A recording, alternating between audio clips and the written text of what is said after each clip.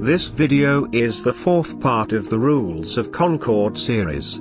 Check the link in the video description for the first, second, and third video to follow along with the rules.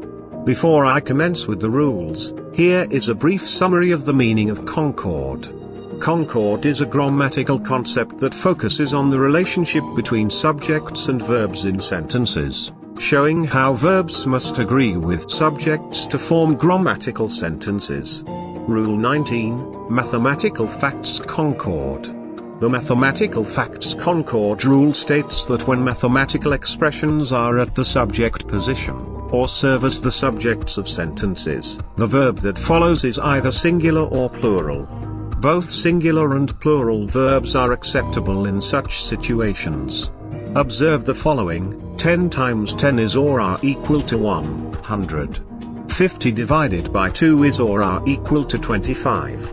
1000 minus 500 is or are equal to 500. Rule 20, Every+Plural Concord. The Every+Plural Concord rule states that when every appears at the subject position of a sentence before a plural, the verb to be used should be plural. Observe the following: every 5 pounds of flour purchased come with extra bonuses. However, if every precedes a singular noun, the verb will be singular. Observe the following: every child deserves to be loved and cared for. Every mother wants what is best for her children. Every citizen wants to feel protected in his or her country. Rule 21, All Concord. The All Concord rule states that when all refers to everything in general, the verb to be used must be singular. That is, when all refers to everything in existence and not a specific group, we use a singular verb. Observe the following: all is well. All was created by God. However, when all refers to a particular group, we use a plural verb. Observe the following: all are gathered at the assembly hall. All have alighted from the plane. All are being checked at the entrance points. All, in the above examples, refers to particular groups of individuals at different contexts.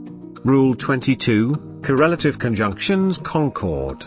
The Correlative Conjunctions Concord rule states that when the correlative conjunctions, either or, neither nor, not only ... but also, not ...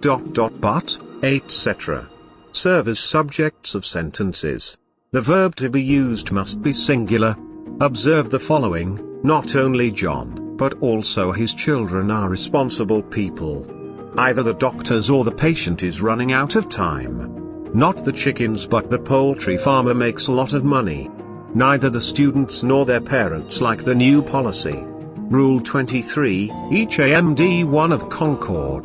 The each and one of Concord rule states that when each and one of appear before nouns at the subject position of a sentence, the verb to be used is singular verb.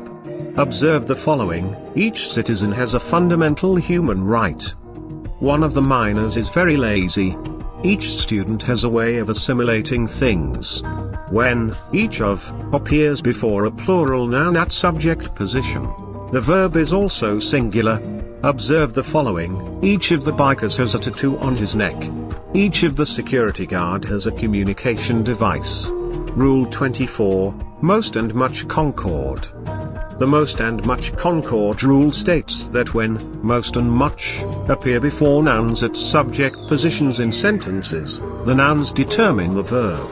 When most appears before an uncountable noun, the verb to be used is singular. Observe the following: most of the water has been spilled. Most of the tea was well made.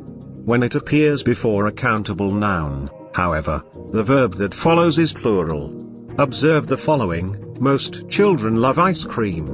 Most teachers pay attention to their students. When much appears before a noun, the verb is always singular.